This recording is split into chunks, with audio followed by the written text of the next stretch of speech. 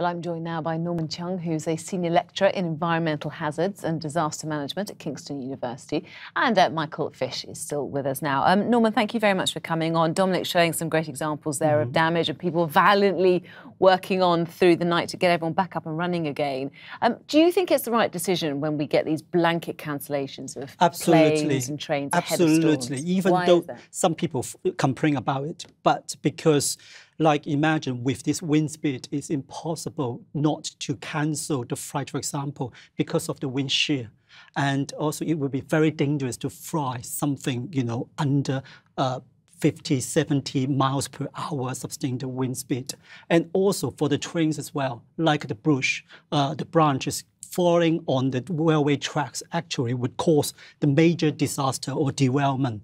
So I totally agree that we should have the blanket coverage, cancellation to certain extent, and then to respond to that according to the situation in the morning. Okay, Michael, of course, we know you for being a fantastic weather forecaster, but then you did have your infamous slip-up, didn't you, back in 1987, ahead of the great storm that hit this country, when I think in those days things were very different, and so there was not much to worry about. So do you think from then, and because of what we have now, there's a tendency to kind of take no risks at all?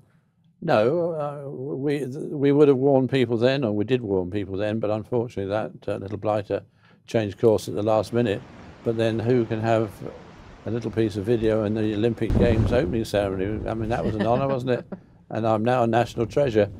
But things have moved on. The computers got bigger and better. The equations are bigger and better. And I think as a result, our forecasts, as I said a while ago, are bigger and better.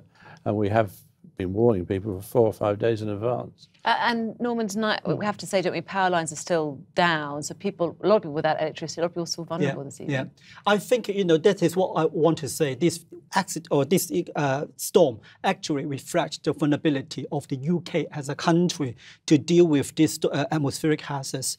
Because do we deal with it well? What do you think? I think we have tried our best, but I think what we can improve in the future is for the wind hazards, we should, because according to the Electricity Act, the network operators like the EDF or Scottish Power, they have the right to clear all these vegetation plant from the overhead power lines. To make sure it won't happen again, because with these power cuts. So, Michael, a day to thank technology, really. The computers that they use these days are amazing, aren't they, compared to what you had back in your day? And it looks like the storm has moved on to Belgium and the Netherlands now, and there's a warning that we could have another storm in its wake. Is that what you're worrying about? Well, that particular storm's long since gone past Belgium and Denmark. It's in the Baltic at the moment, and they had winds of about 120 miles an hour out of it. It was continuing to develop. There is another weather system on the way for later in the week, but it's not the same sort of thing. And I believe, although I'm unfortunate I didn't have time to check, that the strong winds are more likely to be in the west and north of the country than the south as they were today. So not as bad as, we think we're over the worst, do you think? Well, we're over the worst as far as this one's concerned, although the Baltic states are getting a battering at the moment. OK. Gentlemen, thank you very much for your thoughts tonight.